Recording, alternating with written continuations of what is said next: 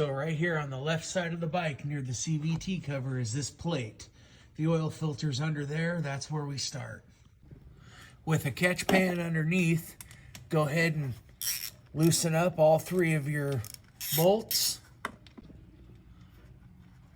Something to consider here, when you're pulling this cover off, do not stick anything back here and pry, because you could screw up the mating surface and it might leak. So I just grab some pliers and I try to pull on it evenly.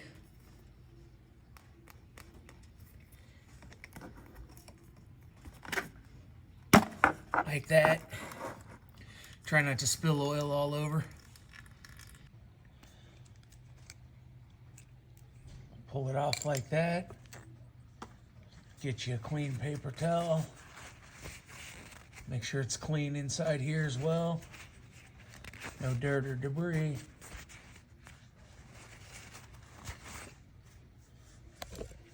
Take your new O-ring.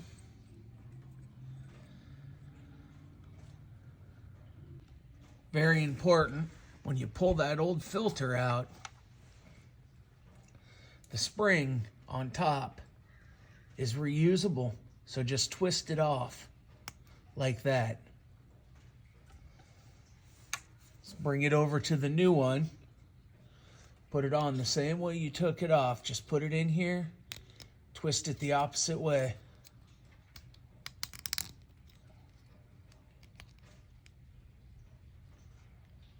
Just like that. That's your bypass spring. So that's got to be on there. Otherwise your oil's going to bypass your filter. And then just take it and stick it right back in the hole with the rubber side going into the engine first. Then take your cover, get a little bit of oil on your finger, just go right around here and get a little bit of oil there on that O-ring so the whole thing slides back together easier. Go ahead and line up the holes.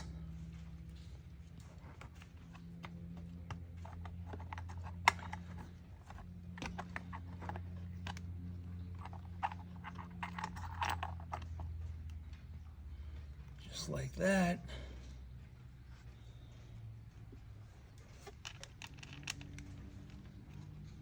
Start your bolts by hand, one at a time.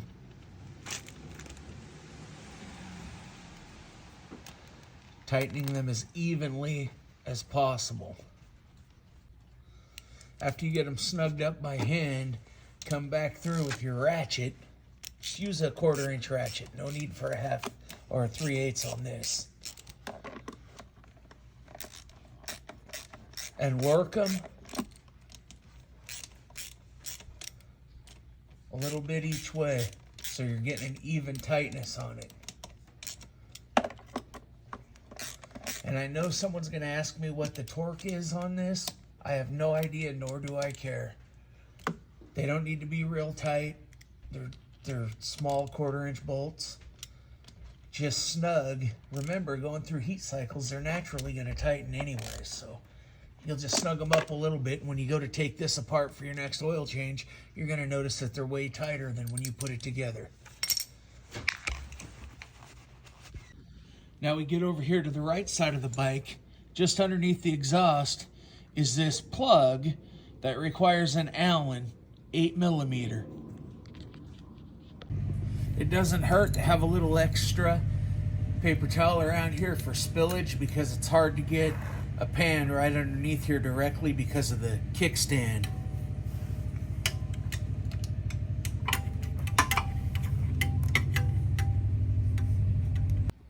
Now your oil change kit should have come with a new crush washer. Go ahead and throw that on the plug, and then after it's done dribbling, go ahead and reinstall the plug. Don't know the torque spec, don't care.